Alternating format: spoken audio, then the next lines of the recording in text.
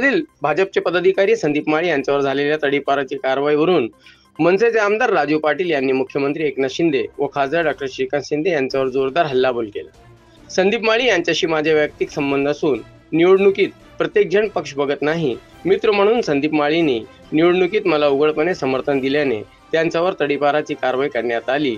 राजकीय वातावरण गडूल करण्याचे काम शिंदे पिता पुत्रांनी केल्याची घणाघाती टीका राजू पाटलांनी केली। गुरुवारी कल्याण ग्रामीणच्या काटा येथील कुशाला हॉटेलमध्ये आगरी स्नेहसंमेलनाचे आयोजन करण्यात आले होते।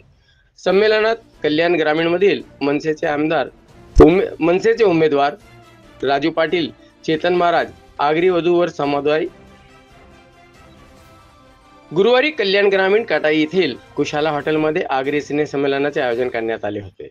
संमेलनात कल्याण ग्रामीणमधील मनसेचे उमेदवार राजू पाटील, चेतन महाराज, आगरी वधूवर समुदाय विवाह सोहळा समितीचे अध्यक्ष काळू कोमस्कर, शेतकरी भूमिपुत्र अन्याय निवारण समितीचे अध्यक्ष गणेश म्हात्रे, शास्त्री महाराज, चौदागाव संघर्ष समितीचे अध्यक्ष लक्ष्मण पाटील, जयेश महाराज, तुळशीराम चौधरी, अर्जुन बुवा चौधरी यांच्यासह आगरी समाजातील विविध मान्यवर उपस्थित होते।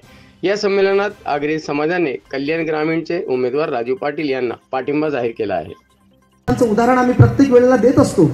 रक्तरंजित झेंड्यामध्ये त्यांचा फोटो आहे। खरंच समाजासाठी काही करतोय का?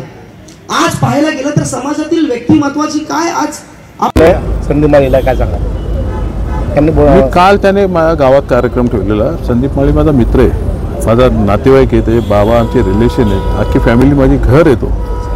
प्रत्येक निवडणुकीत कोणी काय पक्ष बघत नाही, त्या अनुषंगाने त्या गावात गेलो, त्यांनी माझा सत्कार केला, तिथे काय बोलला असेल याचा एवढा राग या शिंदे पिता पुत्राला की त्याला रातोरात तडीपार, रात्रभर त्याला बसवून ठेवला पोलीस स्टेशनला।